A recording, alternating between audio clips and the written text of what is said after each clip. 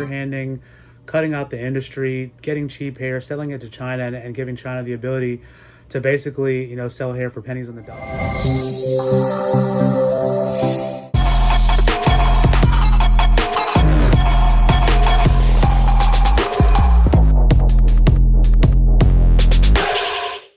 What's up, Hair Maiden India family?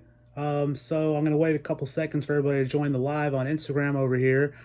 But until then, let me tell you what the title is for this little live video I'm doing this morning. Not gonna be very long, but just want to discuss it with all the issues going on in India, everything we face in COVID.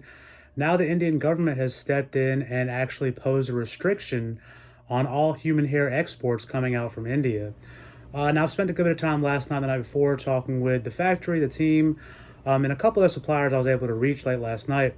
The basic consensus is for the people doing good business, the companies in India doing good business, that are, registered, have connections with the temples, have been doing this for a long time, nothing is really going to happen much, right?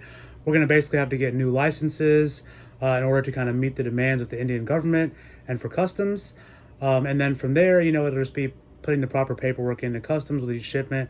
Most vendors, people that are doing good business in India, that are actually, involved in their company, that pay attention to the industry, that know what's going on, that understands the labor and everything, they're not going to face too much problems. They already know what's going on. They've already taken steps to go ahead and, account for this.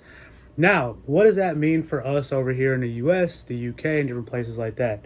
That's a really good question, right? It's one that I can't answer off the top, but as they do in the stock market and crypto and all that these days, I can definitely make some predictions, right? So, like a lot of the hair that China gets is directly from West India in a place called Bengal, a place actually that I visited called Beldanga. I've been there myself and I've seen the low quality wastage hair that sits there, and I've seen the Chinese agents come in and sit there and wait on these shipments to be sent over to China for heavy processing and turning around in the market. And a lot of that is being restricted now, to go over to China. India and China, historically, and especially in light of recent years, have had a lot of problems politically with trade and other things as well. There was a thing with the fireworks one time when India was like on Diwali, which is the festival of lights for India, kind of like our New Year's or some kind of 4th of July when we shoot fireworks, right? But they were making a campaign to not buy any fireworks from China. So yeah, this is definitely a big deal. However, I do believe it is a step in the right direction, right?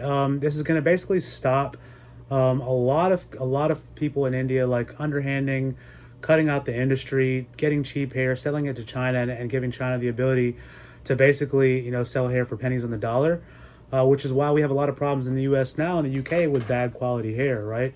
One thing, y'all, in business, right, and this is why I preach so much about having integrity and being stand up and trying to solve problems for your clients, is that when we don't do these things right, and when these decisions and these actions are made from top levels, they filter down, right? Even if you're at the top level of your business and you're making messed up decisions, it filters down to your clients, your consumers, your end consumers, as well as the other businesses that you guide and work with on a daily basis.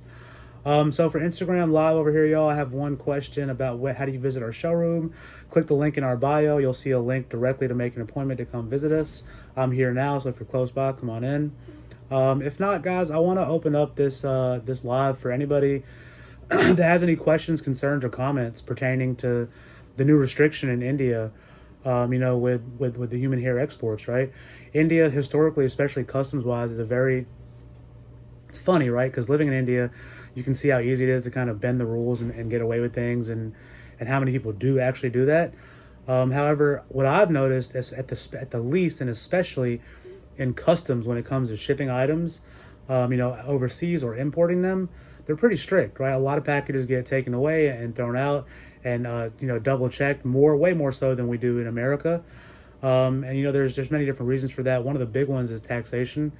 India definitely is big on taxation. They want to make sure that businesses aren't just, exporting tons and tons of goods and aren't paying taxes back to the government, in order for them to, what they're supposed to do anyways, fix the roads, feed the hungry, and take care of the people. But, who knows what they do with it. There's all kind of scandalous things going on in India, as well as the U.S. and everywhere. I think in the U.S. we've learned to make it look nicer, put some sugar around it. Anyway, I don't want to get political. That's not me at all. But yeah, so if anybody has any questions about what's going on, yeah, that's a good question. So, I mean, what will happen to pricing, right? I mean, it's anybody's best guess, but it does seem like the pricing game from Asia and China might shift soon. Just because the exported hair is being restricted now. A lot of people are going to be scrambling to get new licenses and to actually register their companies and to fix things and to figure things out. So, it's kind of like a flowing process now. As far as us at Hair Maiden India, our team was on top of everything. So we're not going to see too much slowing down this week. A couple packages might come in a bit slower this week and next week. However, it's just going to be a minor, small hiccup. We are, registered companies. We have registered bank accounts, land, and factories available and present both in India and the U.S. So it's not too much of an issue for us. Now, for those people that you met, on WhatsApp that reached out to you that claim to have a factory and claim to be doing big business and been doing business for 20 years, you're about to find out, they are, if they're telling the truth or not. Loving Live 3. Loving Live. Would you say this is not the best time to start a hair business due to restrictions? Absolutely not. I sent the email out and I put some more information in it. I don't want to put that impression across. It's not a good time. I had this talk with someone this morning from Germany, actually, right? And they asked me the same question. My answer is this, and I believe this and know this in my heart fully, so I might be a bit biased.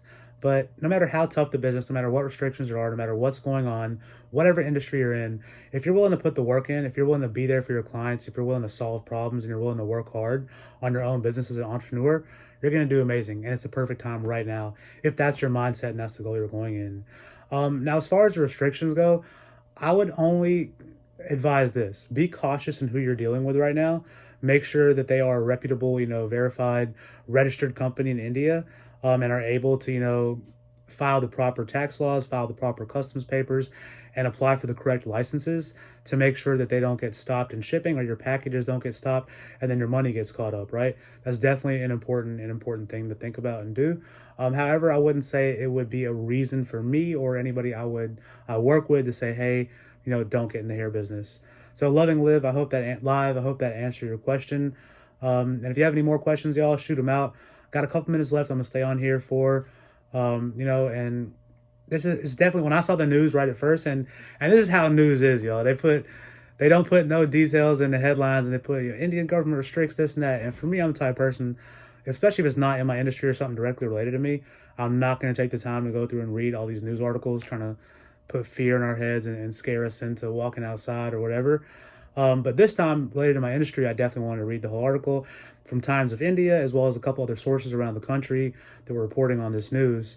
And once again, this is a step in the right direction for good quality hair, right? For good quality hair with good, valuable customer service and backed up, personnel for your supply chain to continue to keep your business running. And right at the end of the day, in all honesty, that's what we all want. It seems like we want better prices, which is definitely important, right?